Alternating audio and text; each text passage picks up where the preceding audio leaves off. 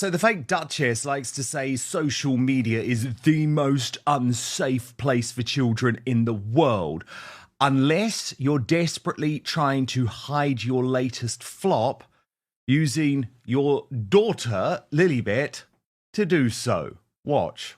She's done it again. Meghan Markle is back in the headlines, and not for the reasons she'd hope. This time she's facing massive backlash for pulling Princess Lilibet right into the spotlight. Critics are calling it one of her most bizarre, tone-deaf PR moves yet. What do we think, Lily? I think it's beautiful. Oh, and there's a new photo too, folks, which raises so many more questions than providing answers. Angela Levin, our royal mastermind, posted on X, Meghan Markle's daughter doesn't speak at all like a 3-year-old. Who owns the voice? It will show up much better if we hear several sentences. Royal YouTube sensation Paula M added, "What do we think, Lily? The way Meghan Markle says it sounds like a threat. No warmth at all. And whoever that kid is sounds terrified and fake." Princess Carparkle wrote, "Time to distract with a kid. Since Meghan Markle's Time 100 appearance has been mocked, her podcast is tanking and press isn't great. Let's parade a mystery child, especially after promoting our Save Kids from Social Media narrative." Now, let's just take a look at the full Instagram video that was posted at the weekend before the pictures.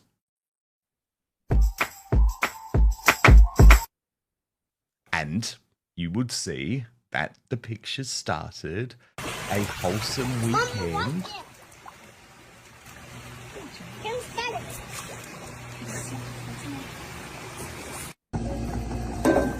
It's made jam, Lily. The scam jam. What do we think, Lily? I think it's beautiful.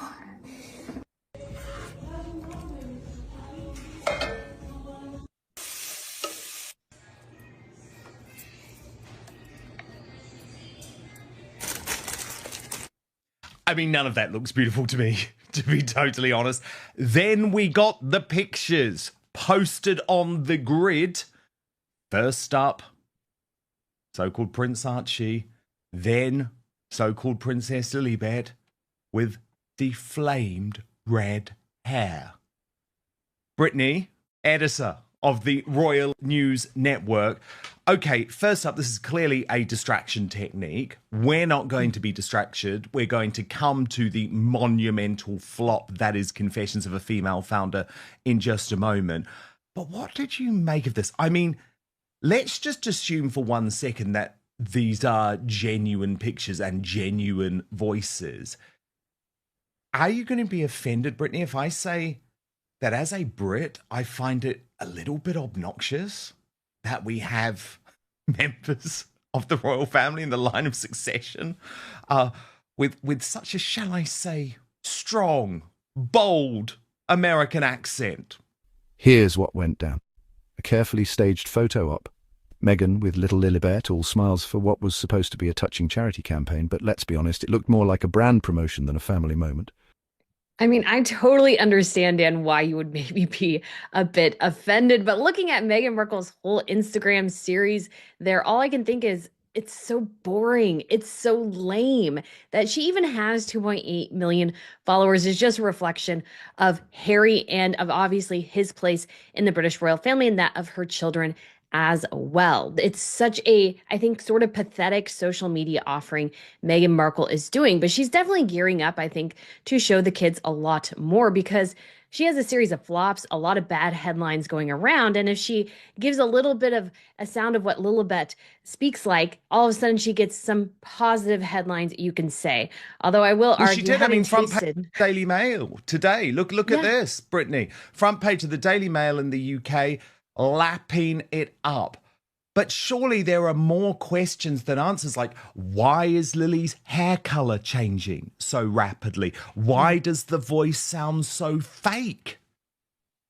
I mean, when you look at the kids, I've always been under a bit of the impression that Meghan likes to use filters because I think Archie's hair maybe is a little bit more on the auburn spectrum than fire engine red.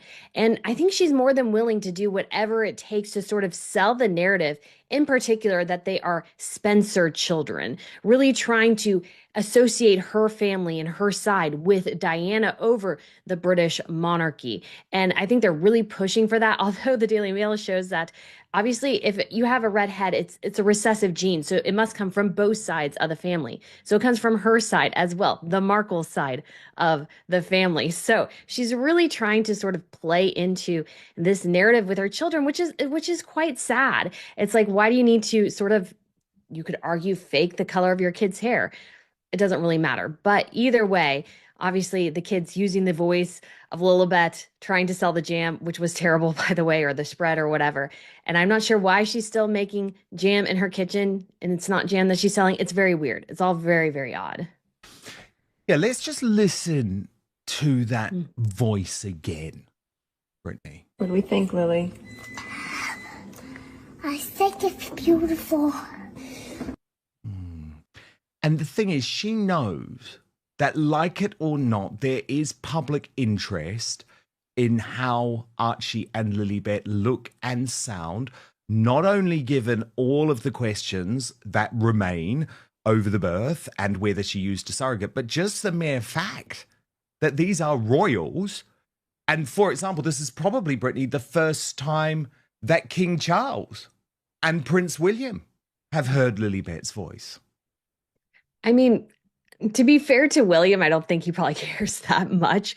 And I'm sure there's a distance between Charles and them as well, which is quite sad that Charles doesn't know what his grandchildren probably sound like very much, because Harry is definitely dug in his heels and goes, unless you apologize to me, unless you give me security, something his father cannot do without upsetting the whole balance between the monarchy and the government and everything. Harry is just going to hold his children over him, which I think is just really despicable on Harry and Meghan's part.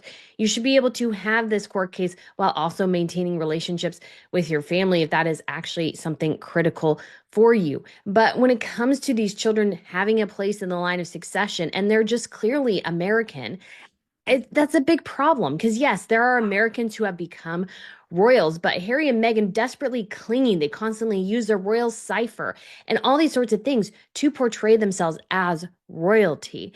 And so in order to continue to sell that, it's sort of undermining the brand, you could say, of the British monarchy, and something Charles should definitely take more seriously. Again, I've strongly advocated to amend the letter of patent to say that you must be raised and educated in the UK to have a UK title. It should be that simple.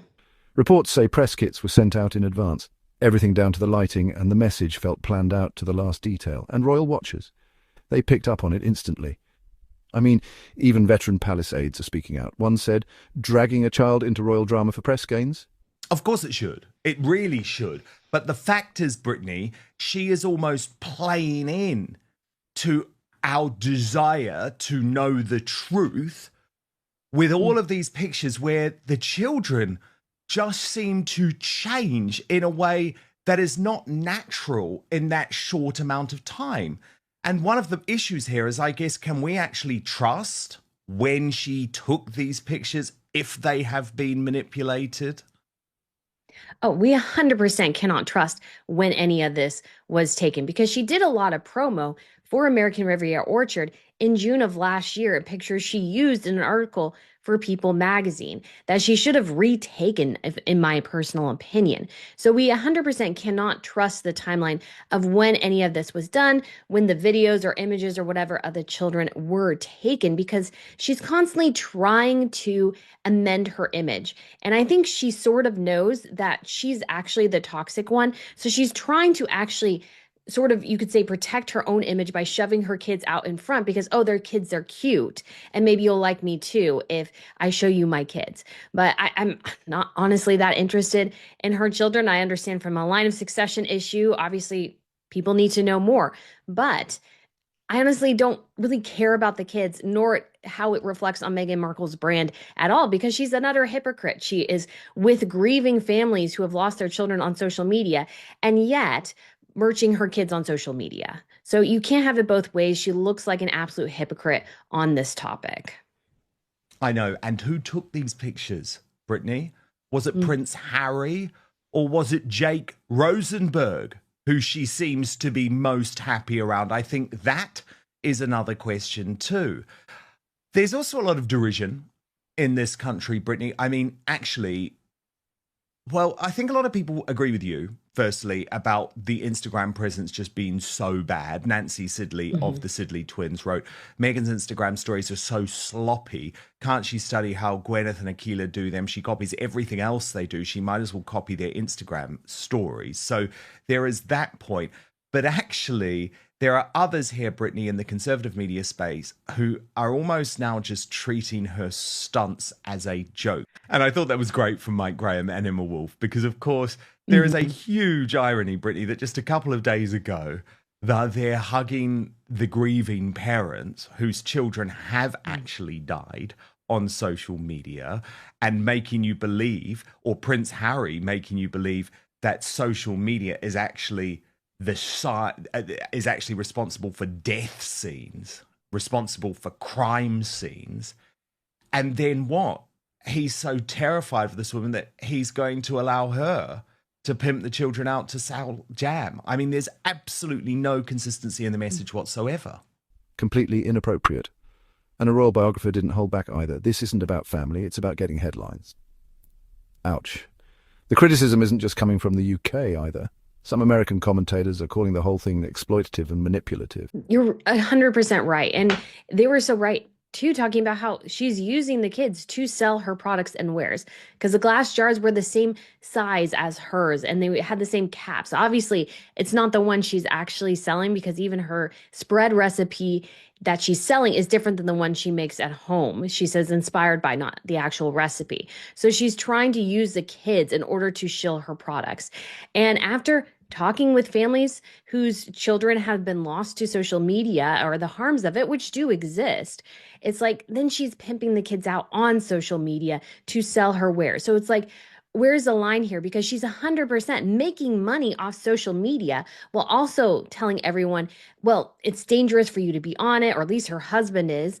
And yet she's on it making money. So and obviously Instagram and everything are making money through her as well. So Harry and Meghan have no leg to stand on when it comes to social media safety issue. If they stood on their laurels, they would maybe have an Archwell one and that's it, rather than Meghan obviously was so desperate to be on Instagram, but she's still stuck in 2014 with her stories and everything in her posts. So she looks woefully behind, and yet is also putting her kids out there for the world to consume, even though she is so intent on them being private. Oh, I know. It's a joke. And by the way, don't trust Meghan Markle's social media, but do sign up to mine.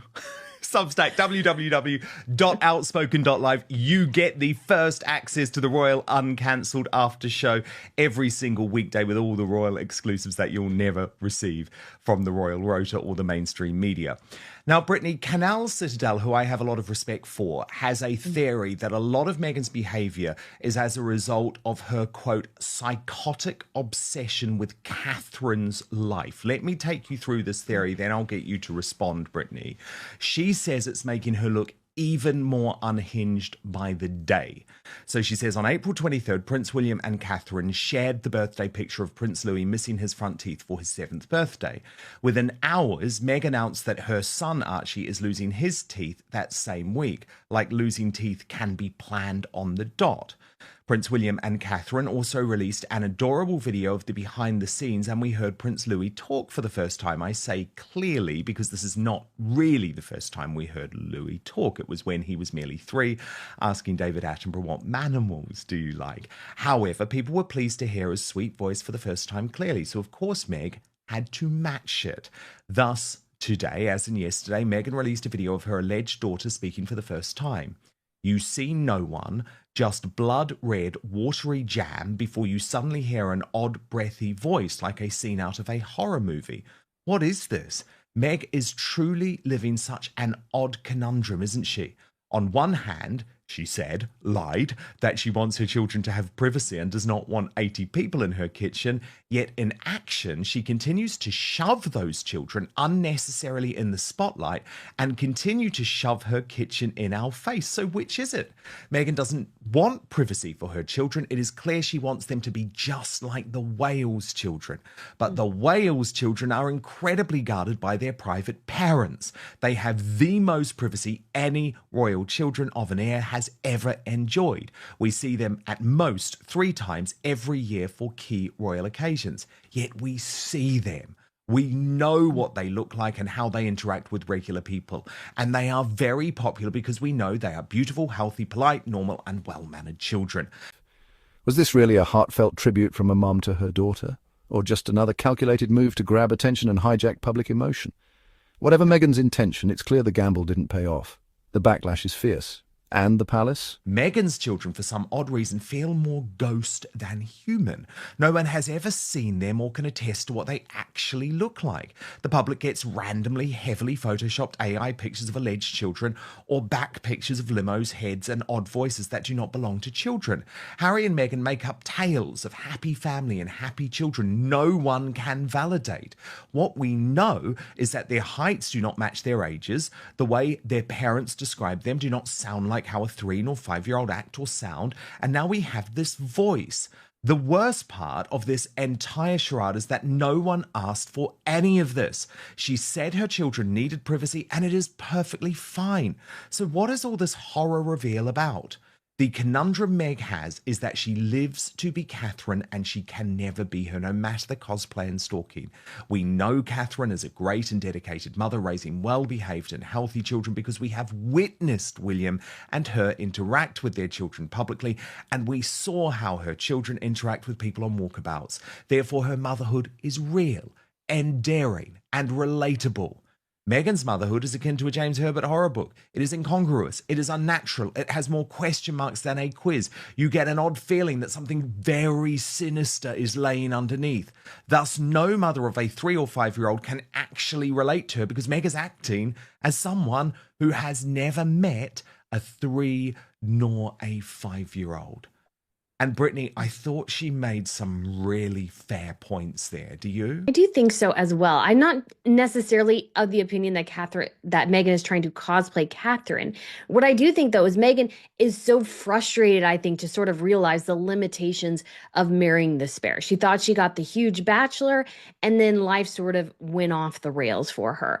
But when it comes to her motherhood, it is very, very odd. Like these little snippets, I don't think she's doing herself really publicly any favors by sort of making ghost children. I think that's a pretty good description of them because we don't see them. We get the odd disembodied voice now and then. And I've always been of the opinion if Meghan Markle wants to stand for having privacy for her children, yeah, you can do that, but you don't talk about them. You don't really show them.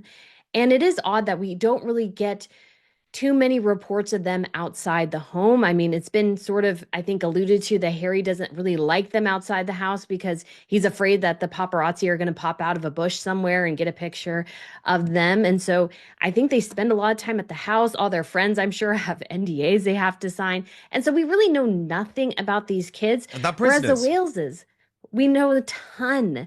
They walk, we see them interacting with their parents. We see their parents parenting them. It's hard for Harry and Meghan, I think, to talk about parenting because I've never seen them parent their children. I've hardly seen them interact in a video with their children. So it's very hard to even have that connection. Whereas Catherine and William, you can have a massive respect for them as parents because you've seen their kids act really well 9/10 of the time. You've seen a couple of bad behaviors here and there. But it's and you've adorable. seen Catherine and William deal with them. Exactly. Yes, it's so adorable to see that. We love those moments of Louis being a little bit boisterous, for example. By comparison, when Meghan was reading a book to Archie, it was like total disconnect because she's not a woman who does naturally connect with children. But look, I would just say one more time, and let's listen to it once more.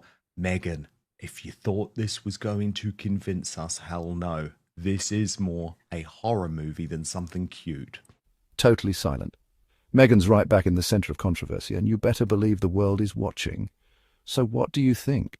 Was this just a PR slip-up or something more calculated? Drop your thoughts in the comments, And don't forget to like, share and subscribe for more real talk on royal headlines.